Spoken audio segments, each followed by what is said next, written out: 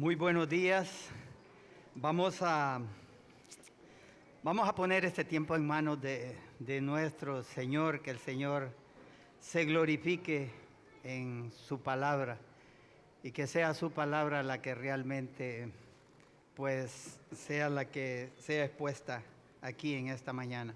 Así que vamos a orar. Señor, te damos las gracias por tu palabra, Señor. Gracias por todo lo que tú nos muestras en tu palabra. Yo te ruego porque nos ayudes, Señor, a estar enfocados en lo que tú nos enseñas a través de tu palabra. Padre, te ruego porque nos ayudes, Señor, en tal vez ese grado de religiosidad que puede haber en nuestros corazones que no nos permite ver el enfoque verdadero de lo que tú quieres mostrarnos en tu palabra. Ayúdanos, Señor, a ser fieles a lo que tú nos enseñas y no tanto a una tradición religiosa. Queremos amar tu palabra, Señor, y por eso estamos aquí. Necesitamos que tú nos instruyas a través de tu palabra. Te ruego porque tú te glorifiques a través de ella en esta mañana. Te lo pedimos en el nombre de nuestro Señor Jesucristo. Amén. Estamos estudiando Lucas y estamos en el capítulo 4. Es más, hoy estamos terminando ese capítulo, el capítulo 4, para iniciar con el 5 la próxima semana. Así que hemos visto cómo Jesús comenzó su ministerio en Judea. Él estuvo ahí en Judea, él inició su ministerio ahí y estuvo aproximadamente casi un año pues predicando y en esa misión, ¿verdad?, que él tenía. Pero luego él decide continuar con su ministerio en la provincia de Galilea, que está al norte de Judea. Él comienza ahí su ministerio en Galilea, o sea, ya él había dado inicio, ¿verdad?, de su ministerio, pero el comienzo de su ministerio ya en la provincia de Galilea, él comienza visitando las sinagogas ahí en esa región. Y dice Lucas que era tanto la autoridad con la que Jesús enseñaba que la gente se maravillaba de su palabra, de lo que él predicaba y que él hablaba con autoridad, ¿verdad? Eso asombraba a las personas y todo lo que él hacía, ¿verdad? Él ya había hecho milagros. Si ustedes recuerdan, cuando él convirtió el agua en vino, eso fue en el tiempo todavía que él estaba en Judea, pero este milagro lo hizo ahí en la provincia de Galilea. El asunto es que él está creciendo en su fama.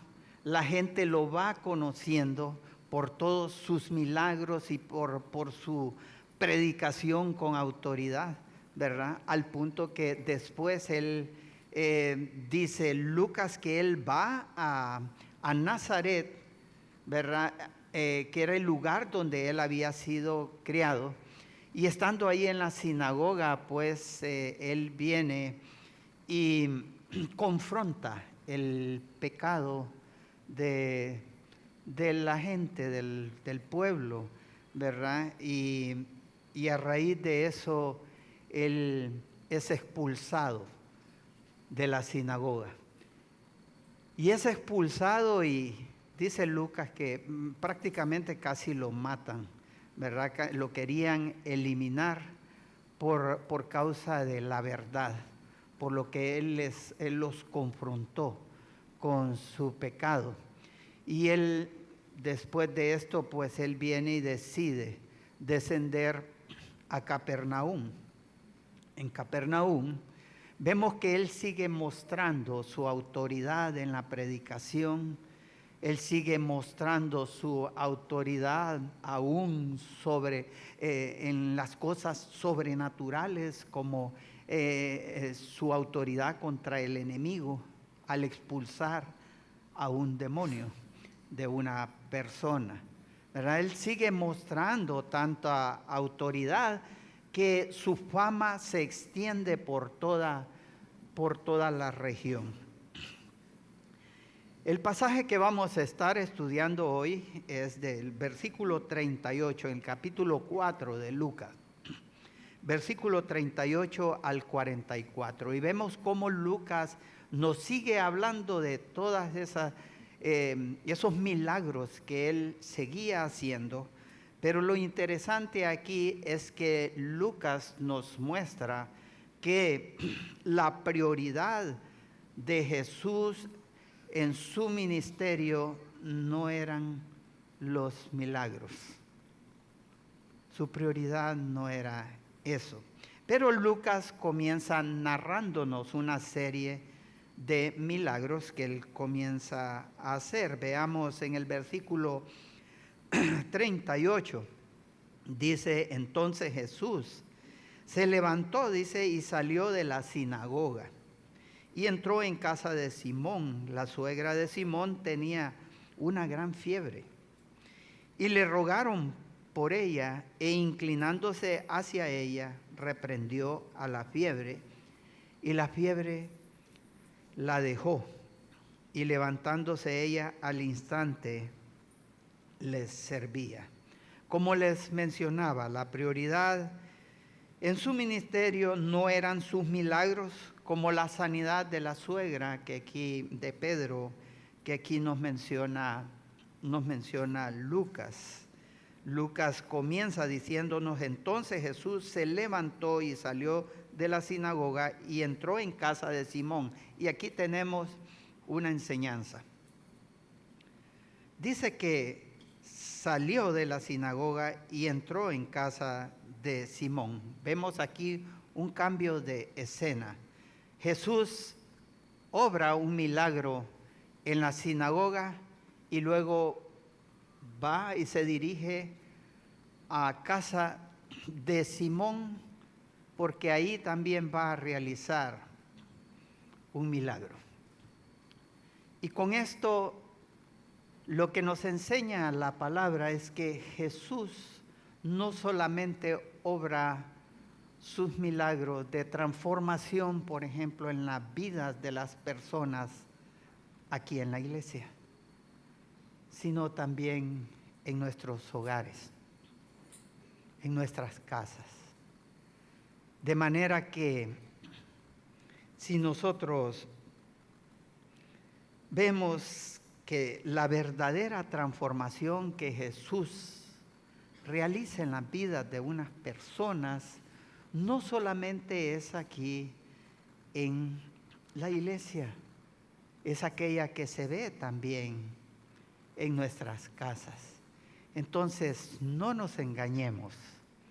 No pensemos que porque en la iglesia nos conducimos de una manera, pues entonces eso es suficiente para mostrar lo que Dios está haciendo en nuestras vidas.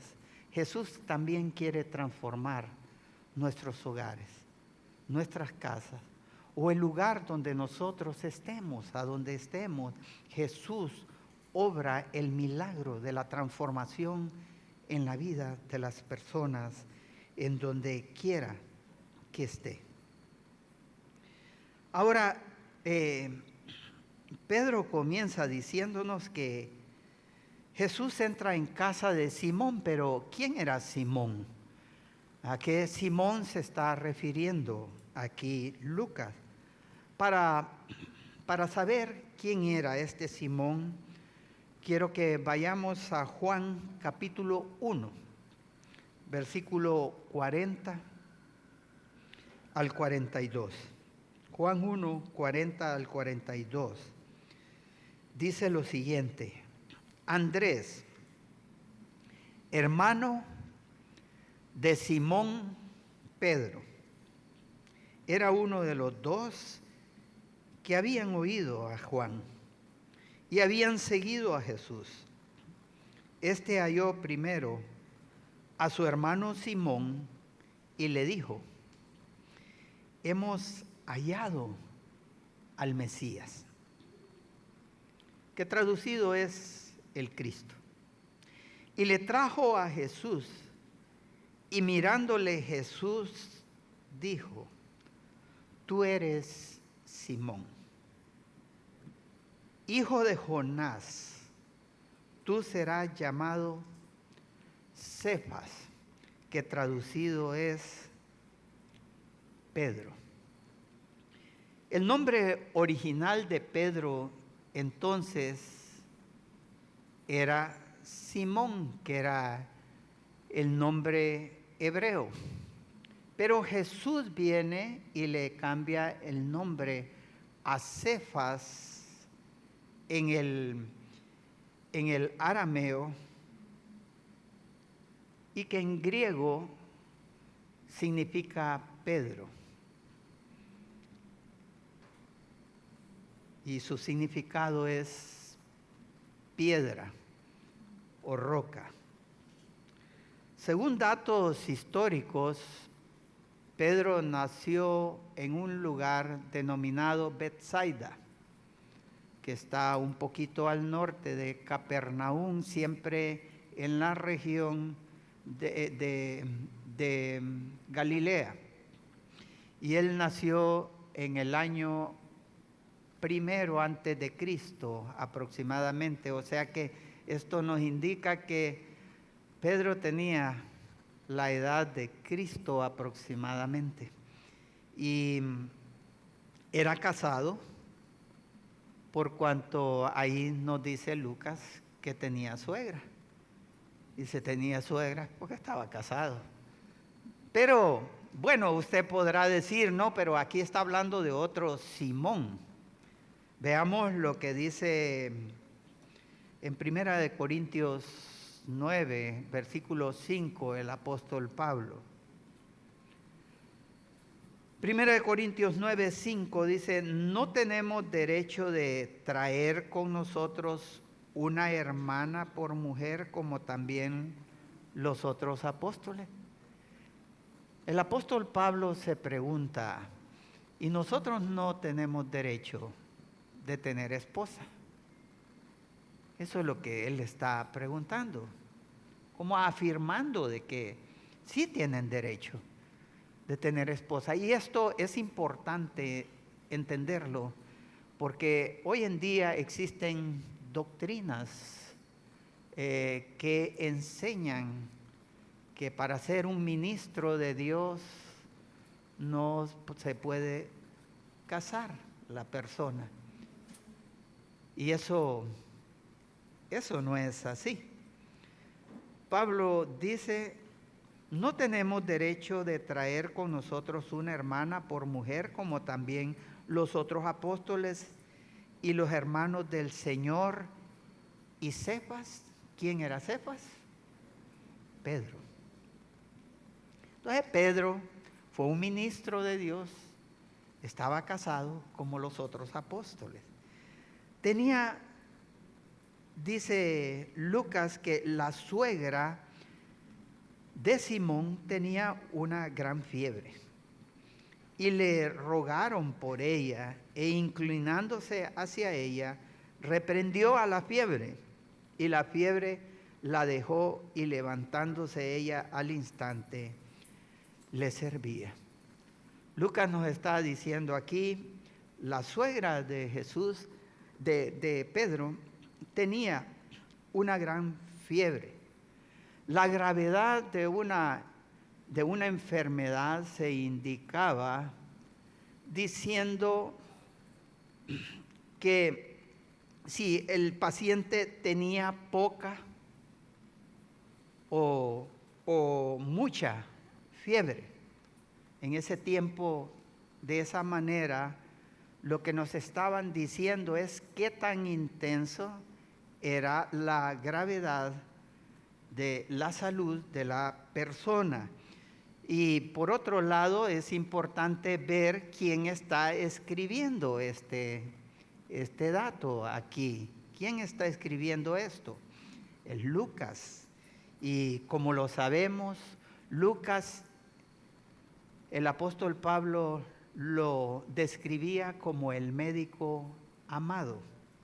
En Colosenses capítulo 4, versículo 14, el apóstol Pablo se refiere a Lucas como el médico amado, y vean cómo se refiere al diagnóstico de la suegra de Pedro. Lucas tenía una gran fiebre. Lucas, como médico, pues, estaba dando la descripción correcta de la enfermedad de la suegra de Pedro. Estaba en una condición bien delicada. Pero Jesús toma la condición de la enfermedad de la suegra de Pedro para mostrar su poder y su autoridad sobre la enfermedad y sobre todo tipo de enfermedad. Jesús tenía un poder total y absoluto sobre la enfermedad. Y con esto Él está mostrando que su autoridad no solamente está sobre los demonios, sobre sus enemigos. Su autoridad no solamente está en la predicación, también está sobre lo natural, que es la enfermedad, así como también sobre lo sobrenatural. Jesús, las sanidades que él hacía, eran sanidades que no se trataban como sanidades de un simple curandero, ¿verdad? Era alguien que mostraba una autoridad plena y completa sobre la enfermedad. O sea que él no era un falso sanador, y podríamos decir que no ha habido ni hay ningún tipo de científico que pueda hacer lo que él hacía sobre la enfermedad. La forma de sanidad, el tipo de enfermedad, de sanidad que Jesús ejercía, es imposible que otro lo pudiera hacer. Y esto nos muestra que Él sí tenía autoridad sobre la enfermedad como la tenía sobre cualquier otra cosa. Lucas nos sigue diciendo en el versículo 39, dice, e inclinándose hacia ella. Y aquí la idea es que Jesús la tomó de la mano a la suegra de Pedro y la levantó, por lo que nos dice Marcos capítulo 1, versículo 31, que es el verso paralelo a lo que Lucas aquí nos está enseñando. En Marcos 1:31 nos dice, entonces él se acercó y la tomó de la mano y la levantó. Jesús toma de la mano a la suegra de Pedro, la levanta y luego reprendió a la fiebre, y la fiebre la dejó, dice Lucas. Esta palabra que Lucas usa aquí, reprendió, es la misma palabra que él utilizó en el versículo 35 para referirse a que Jesús había reprendido al demonio. Pero aquí Lucas nos está hablando de que él también reprendió a la enfermedad, a la fiebre en la suegra de Pedro. ¿Y qué es lo que Lucas está tratando de enfatizarnos aquí? Ustedes saben que Lucas, el Evangelio de Lucas, es el primer tratado que Lucas escribe a un tal Teófilo.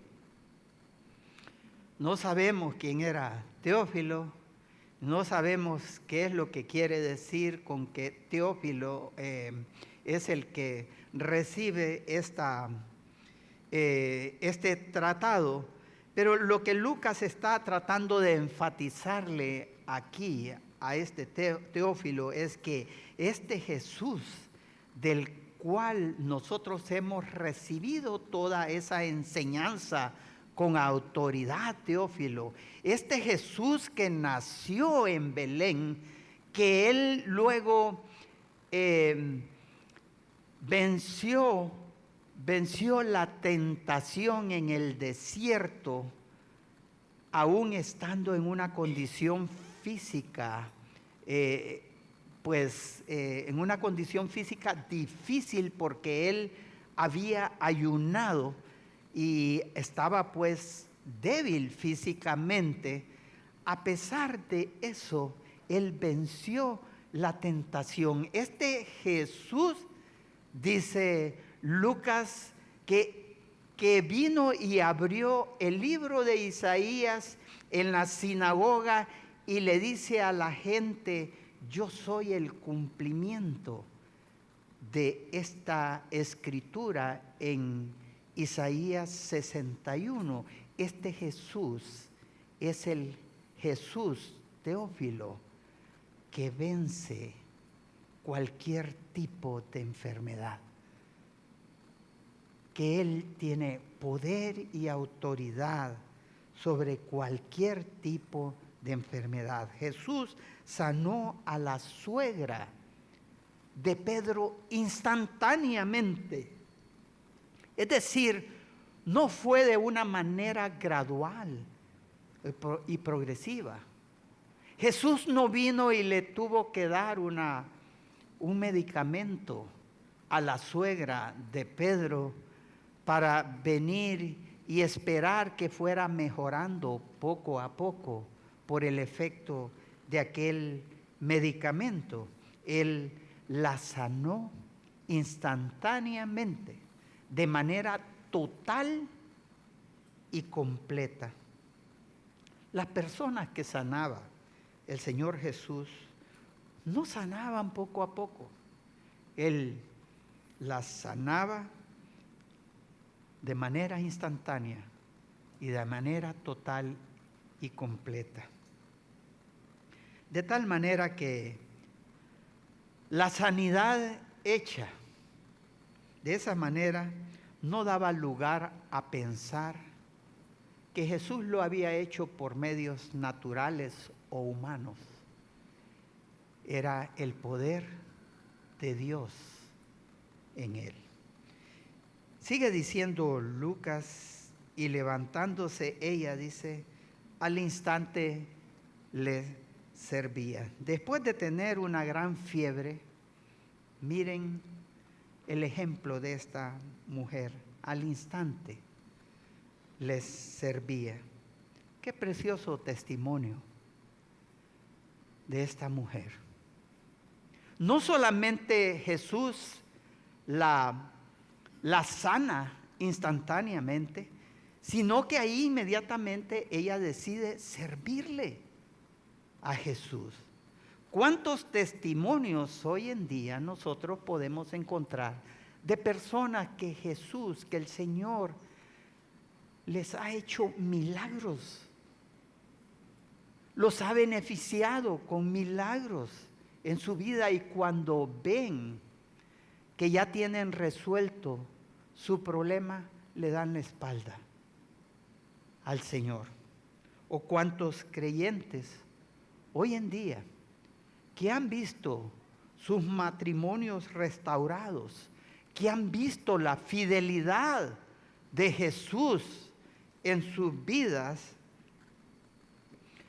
no quieren adquirir ningún compromiso para servir en su iglesia.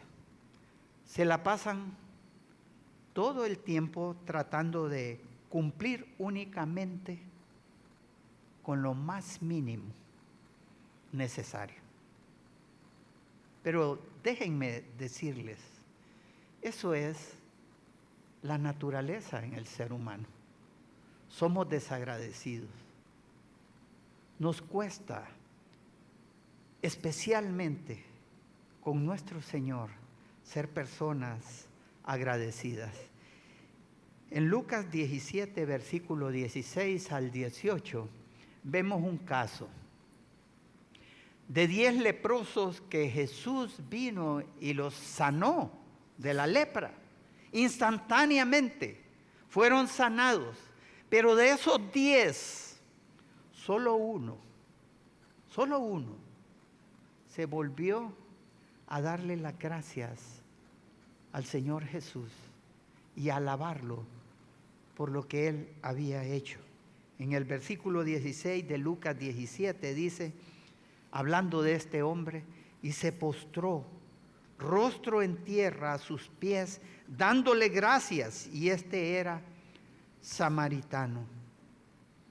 Respondiendo Jesús dijo, ¿no son 10 los que fueron limpiados? ¿Y los 9 dónde están?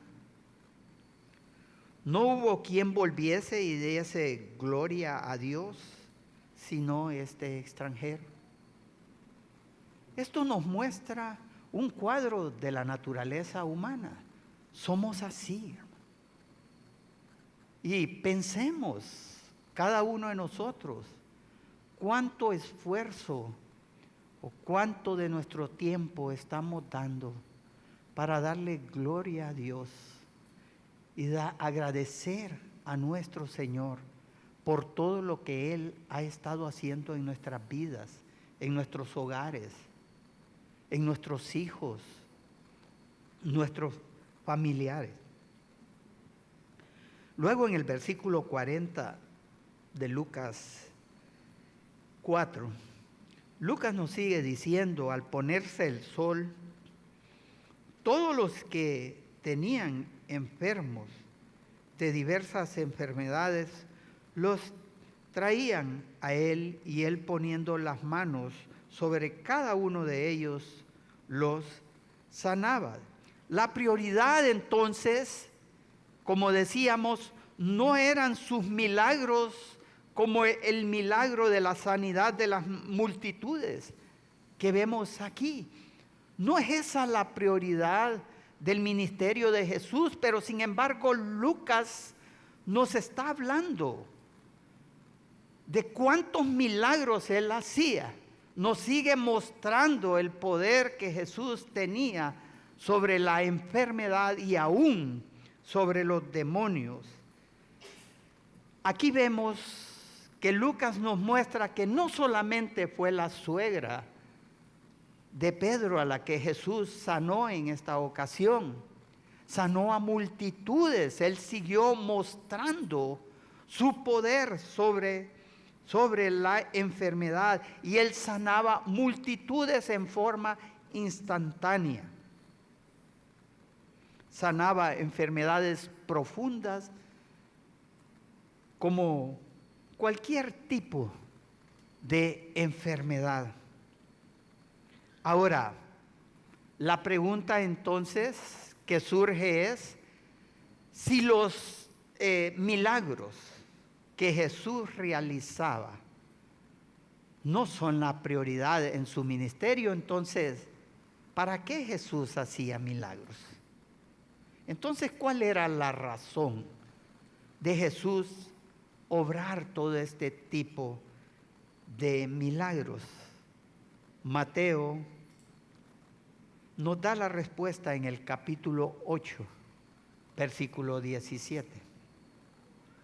Mateo 8, 17 dice que esto sucedió para que se cumplieran las palabras del profeta Isaías que dicen: ciertamente llevó Él nuestras enfermedades y sufrió nuestros dolores, y nosotros le tuvimos por azotado, por herido de Dios y abatido. Esto está en Isaías 53, versículo 4.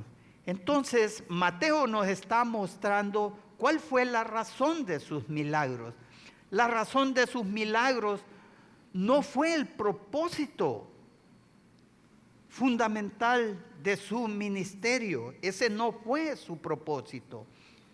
Los milagros que Jesús hacía y el hecho de que Él venía y expulsaba demonios de personas que estaban poseídas por estos seres sobrenaturales,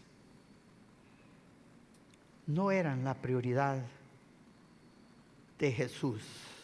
La razón por la que Jesús hacía todo esto era para mostrarle a la gente que Él era el cumplimiento de esas profecías en Isaías 53 y aún Isaías 61.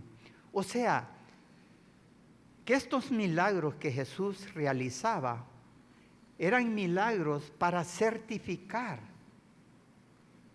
de quién era Él. Él decía: yo soy ese del cual Isaías habla. Yo soy el Mesías esperado. Y esta gente era de la única manera que podía creerle. No es que los milagros convertían a las personas. No, ya lo vamos a ver. No son los milagros los que convierten a las personas, pero sí certificaban que lo que Él estaba diciendo era cierto. Jesús también le da autoridad a sus apóstoles y a sus discípulos de ese tiempo para que ellos también puedan realizar milagros. ¿Pero con qué propósito? Con el mismo propósito. Porque recuerden, era el nuevo pacto.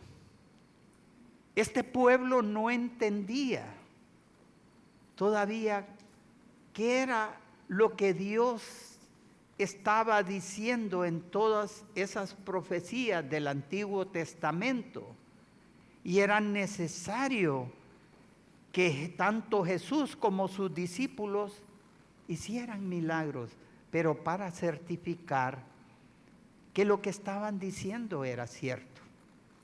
Para certificar que los apóstoles lo que decían era cierto con respecto a la persona de Jesucristo. Lucas dice que multitudes llegaron a Él al ponerse el sol, dice. Y esto nos da una enseñanza también. Estas personas esperaron que pasara el día de reposo para venir a Jesús con todos sus problemas, para que Jesús les resolviera sus problemas de salud o cualquier tipo de problema que tuvieran. Ellos tuvieron que esperar a que pasara ese tiempo de las restricciones del sábado sobre el viaje o la actividad que les ponían los religiosos de ese tiempo. Y por su religiosidad, ellos esperan para luego venir a Jesús.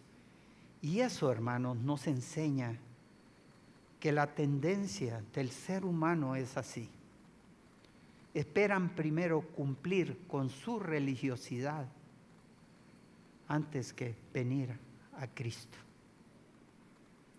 ¿Cuántos testimonios no hemos escuchado nosotros de hermanos que van y le comparten el Evangelio a alguien que es que de repente anda en ciertas creencias religiosas que no van de acuerdo con las Escrituras, y estas personas prefieren esperar en su religiosidad. Y hasta después de que ellos cumplen con su religiosidad, pues deciden venir a Cristo. Dice Lucas que todos los que tenían enfermos los traían a él, y él ponía las manos sobre ellos y los sanaba. Y con esto Lucas no nos está enseñando que Jesús solo sanaba poniendo las manos, como muchos pueden estar enseñando hoy en día. Jesús sanaba de todas maneras. Si Él le imponía las manos, era porque Él quería mostrar su cercanía con el enfermo. Él quería mostrar su empatía con los enfermos. Pero Él sanaba solo con una palabra que Él dijera. Él sanaba aún a distancia, aún no estando frente al enfermo, como es el caso que nos relata Mateo 8, del versículo 5 al 13. Nos habla de la sanidad efectuada al criado de un centurión, que solo con decir la palabra y sin estar él presente ahí ante el enfermo, este criado fue sanado. Él tenía el poder de sanar de diferente manera, con solo un toque. Si recuerdan la mujer que Jesús sanó, que tenía el problema del flujo de sangre por 12 años, y había buscado a todos los médicos para que la sanaran, y ninguno la había sanado. Ella había sufrido tanto, pero con solo tocar el manto del Señor Jesús, esta mujer fue sanada. Jesús sanaba públicamente, en público, con un poder que nunca ha sido visto por el hombre. No hacía trampas en el proceso de sanidad, y no necesitaba andar preparando escenarios para venir y sanar a alguien. Luego dice Lucas en el versículo 41, también salían demonios de muchos, dando voces y diciendo: tú eres el Hijo de Dios. Jesús estaba mostrando su autoridad, su poder, aún sobre los demonios, sobre sus enemigos. Pero hermanos, la prioridad de Jesús, como les repito, no eran esos milagros, la expulsión de los demonios. No se trataba de la prioridad que Él tenía en su misión. Los demonios, dice Lucas, que salían diciendo: tú eres el Hijo de Dios. Y aquí vemos cómo Lucas nos enfatiza lo que él nos menciona en el versículo 34, que los demonios tienen una buena teología, conocen al Señor Jesús, pero eso no significa nada,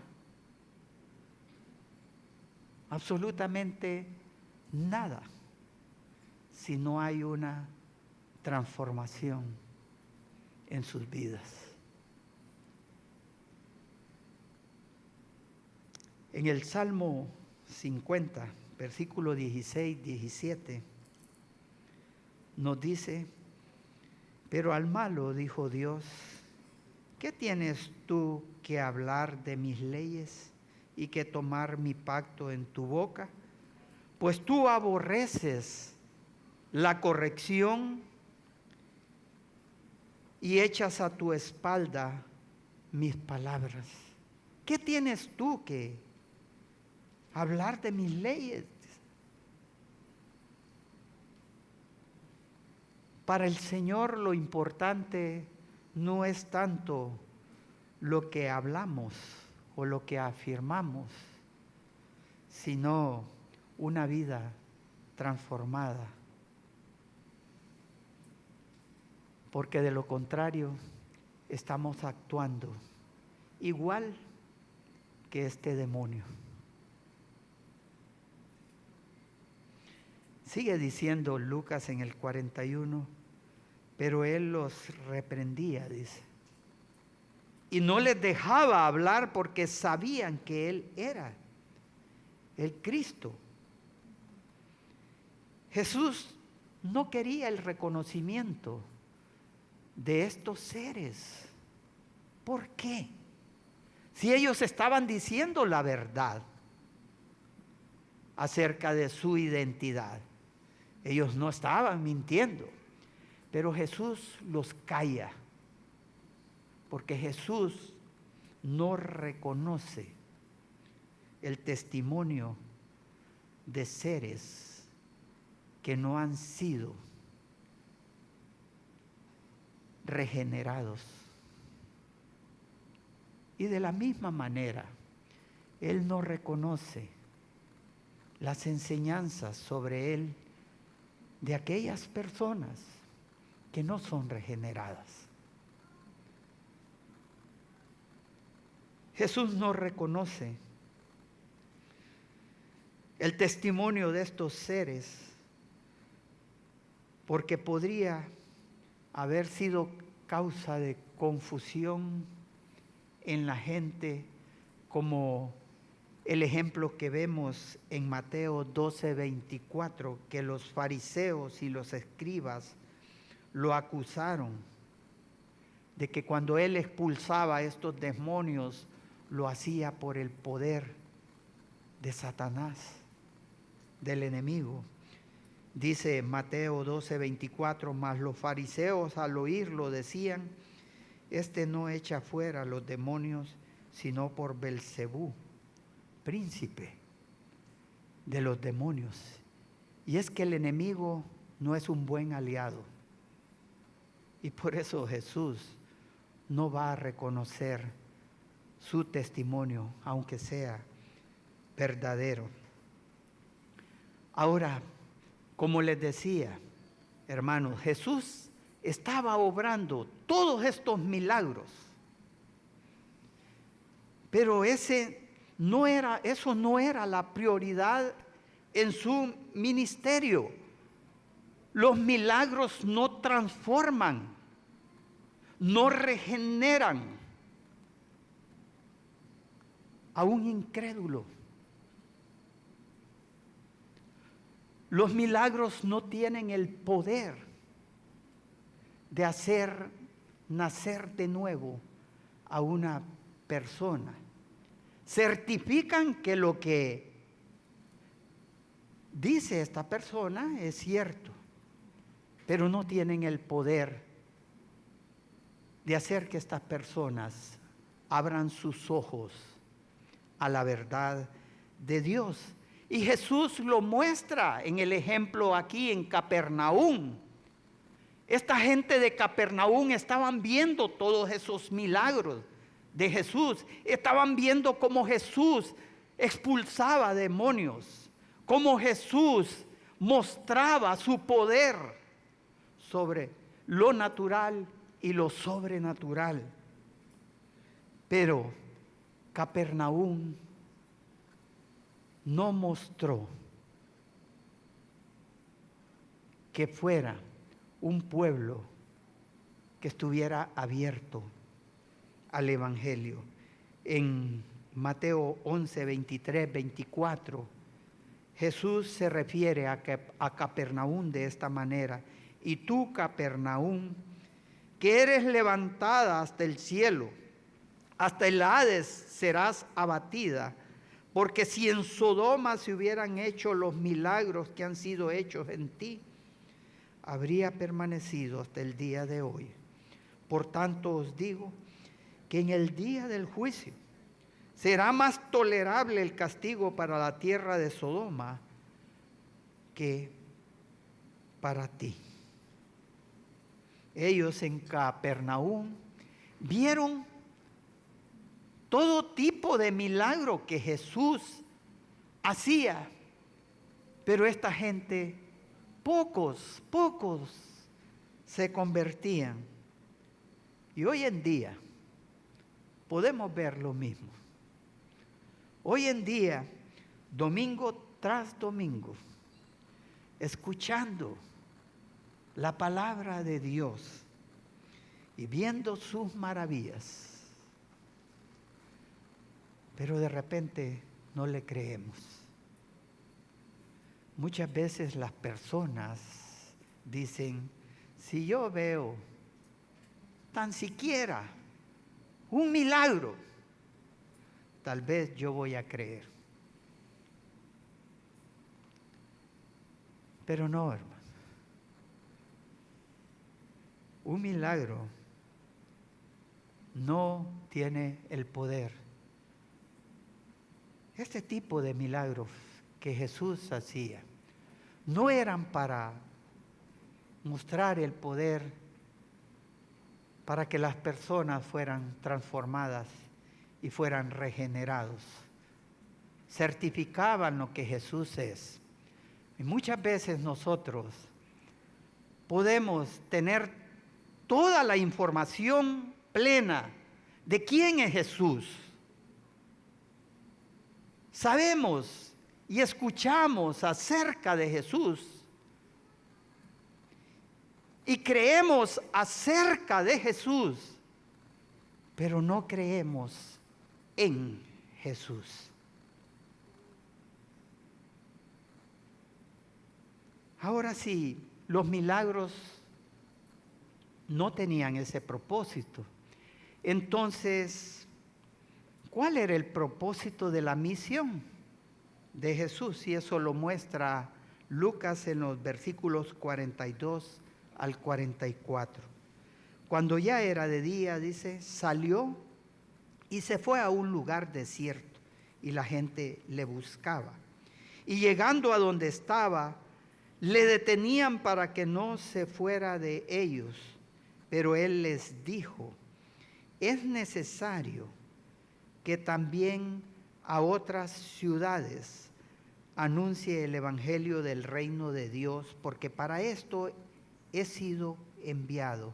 Y predicaba en las sinagogas de Galilea. Como ven, la gente venía. Multitudes de personas venían y buscaban a Jesús porque Jesús siguiera mostrándoles milagros, porque Jesús siguiera expulsando los demonios. Pero ¿qué hace Jesús? Les dice a sus discípulos: es necesario que yo vaya a otros lugares a predicar la palabra de Dios, porque a esto he sido enviado. La prioridad de su ministerio era cumplir con la agenda de Dios. Jesús muestra que la prioridad no son los milagros. La prioridad es la predicación del evangelio de su reino. Y Lucas nos relata qué era lo que Jesús hacía antes de venir él y predicar. Dice en el versículo 42, cuando ya era de día, salió y se fue a un lugar desierto. Lucas solo nos dice que se fue a un lugar desierto, y uno podría decir, bueno, se fue allá a relajarse un poco de la tensión. Tanta gente que le estaba llegando que dijo, voy a irme un rato al desierto y relajarme un poco de toda esta presión. Pero no, hermano. Marcos, en el capítulo 1, versículo 35, nos dice a qué Jesús se fue al desierto. Levantándose muy de mañana, dice Marcos 1:35, siendo aún muy oscuro, salió y se fue a un lugar desierto, y ahí, ¿qué hacía? Oraba. La importancia de la oración antes de la predicación. Jesús mantenía una comunión con su Padre y él le daba importancia a comunicarse con su Padre, a orarle a su Padre antes de cumplir con un compromiso serio como era la predicación. Y la gente le buscaba, dice Lucas, y llegando a donde estaba le detenían para que no se fuera de ellos, pero él les dijo, es necesario que también a otras ciudades anuncie el evangelio del reino de Dios. Esta gente venían y decían, hey Jesús, no te vayas, quiero más milagros, queremos ver más milagros, queremos ver cómo expulsas los demonios. Satanás trata de distraer el plan de Dios. La gente quería una agenda de milagros, pero la prioridad del Señor Jesucristo no era esa en su ministerio. Su prioridad era predicar y anunciar el evangelio, porque eso es lo que verdaderamente salva a las personas. Y además Jesús muestra su autoridad en que Él no está haciendo lo que la gente quiere que Él haga. Él hace lo que es la voluntad de su Padre. No es la agenda de la gente lo que Jesús vino a hacer. Es la agenda de Dios. Él viene a anunciar el reino de Dios, porque para esto he sido enviado. Y en el versículo 44, Lucas nos dice, y predicaba. Jesús predicaba en las sinagogas de Galilea. Como ven, la enseñanza para Jesús toma un papel primordial. Pero, hermanos, hoy en día muchos siguen desviando su atención en los milagros. Debemos enfocarnos en las Escrituras. Debemos ver qué es lo que el Señor nos enseña, cuál es la prioridad para nosotros. Es la predicación. Jesús enseñaba, dice Lucas en el versículo 15. Jesús enseñaba, dice en el versículo 32. Y Jesús enseñaba, nos está diciendo aquí en el versículo 44.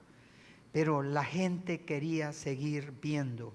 Quería seguir viendo aquello que le gusta.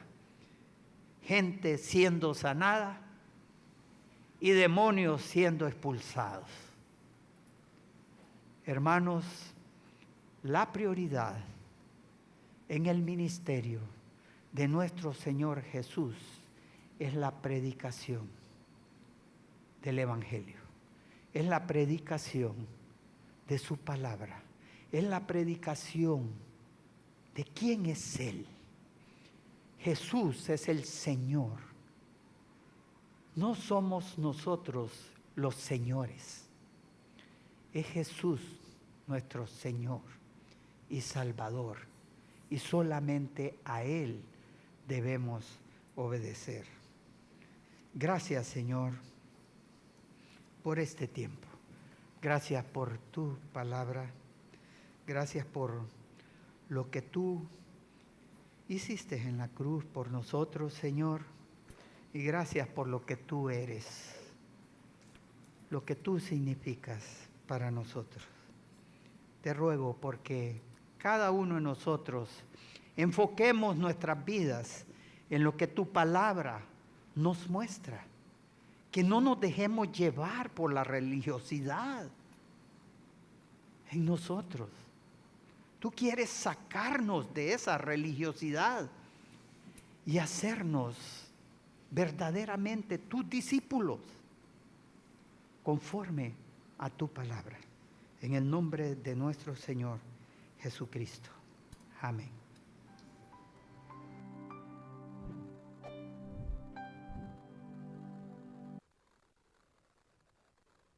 Buenos días, hermanos. Gracias a nuestro Señor por